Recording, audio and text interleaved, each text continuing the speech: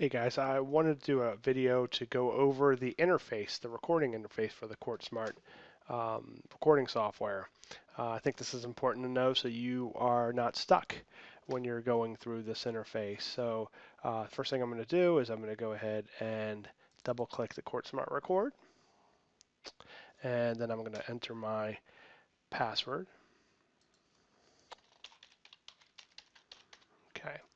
And then I'm going to go to the recording interface. You guys are going to spend the majority of your time in this interface, and it's a good idea to know what you're looking at as far as the icons go.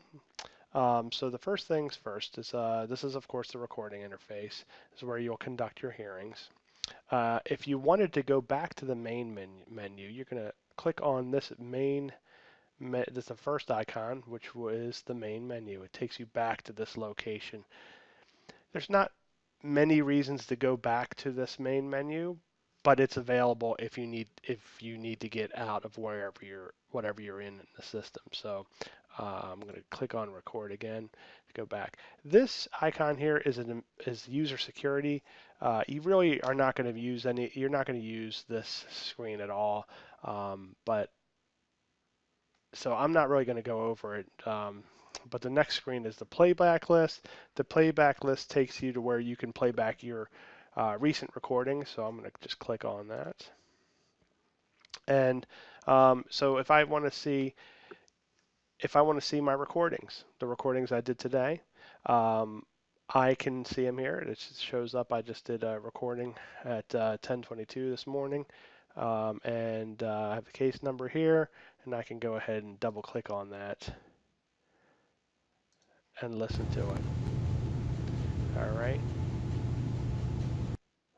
And I'll have instructions on play using this specific feature a little bit more in depth. So I could close out of that. It takes me back to the playback list. But this is essentially by default it shows the last 4 weeks of recordings. It's a little so when you do a recording, it records it does the recording locally on your laptop or the hearing room, and then it uploads it to our server here, OAH App 6. That allows us to archive that recording on our network. But I'll go in that a little bit more detail later. Just wanted to show you where that is located. The next icon that you will use is the search.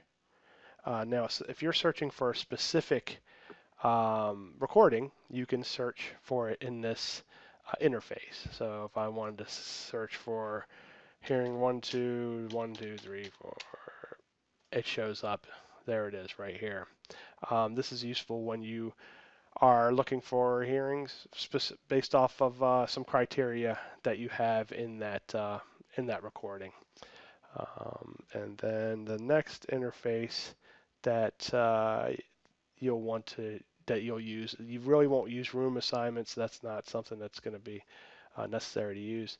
It's record is the next icon, and that takes you back to the recording interface. So just wanted to give you a quick brief overview on the icons you will use in the system, and I'll be sending out instructions as well. Thank you.